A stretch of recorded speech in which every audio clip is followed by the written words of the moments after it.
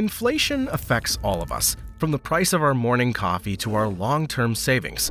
We continue to hear about inflation day after day.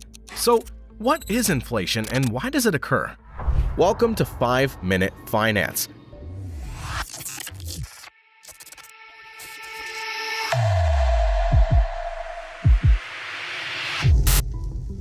Inflation is the sustained increase in the general price level of goods and services in an economy over time.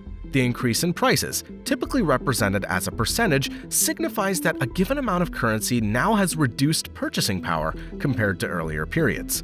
But why does inflation occur?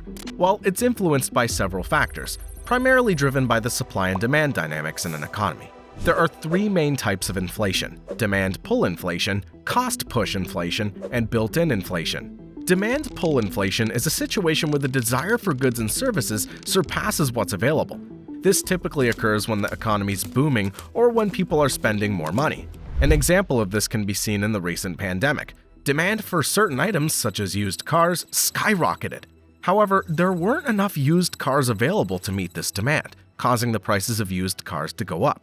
On the other hand, cost push inflation occurs when the production costs for businesses rise, pushing them to pass those costs on to consumers in the form of higher prices.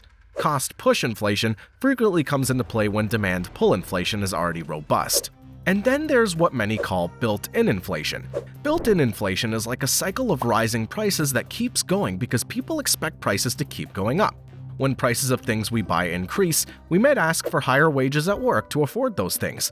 But when businesses pay higher wages, they often raise prices on their products. This causes a loop where higher prices lead to higher wages, and higher wages lead to higher prices, creating a cycle of continuous inflation. It happens because we expect prices to rise, and our actions based on these expectations keep driving prices higher. Currently, the United States and many other countries are experiencing all three types of inflation. Many countries around the world are recording record high inflation rates, mainly due to higher wages, the cost of energy, and interest rates. And of course, the COVID-19 pandemic played a significant role in triggering the surge of inflation. To gauge inflation, economists use a variety of indices, with the Consumer Price Index, CPI, being one of the most commonly used. The CPI measures the average change in the prices paid by consumers for almost 80,000 different goods and services, ranging from food to housing to transportation. When you hear prices have gone up 9% in the CPI, it reflects an average of all the goods and services tracked in the CPI. So, how does inflation affect us? One of the most direct effects is that it erodes the purchasing power of our money. In other words, the same amount of money buys you less over time. For example, if inflation's 3% per year, something that costs $100 today will cost $103 a year from now. Over time, this can significantly impact your savings and investments. Now, let's talk about how to manage inflation in your personal finances. While the Federal Reserve continues to figure out how to mitigate inflation, there are few things you can do to help ease the financial pain. First, consider investing your money wisely. Assets like stocks, real estate, and precious metals have historically provided a hedge against inflation. Second, budget effectively. When prices rise, your budget may need adjustments. Prioritize needs over wants and shop smartly for essentials. Overall, remember, inflation is a natural part of the economic cycle, but understanding its causes and effects can help you make informed financial decisions.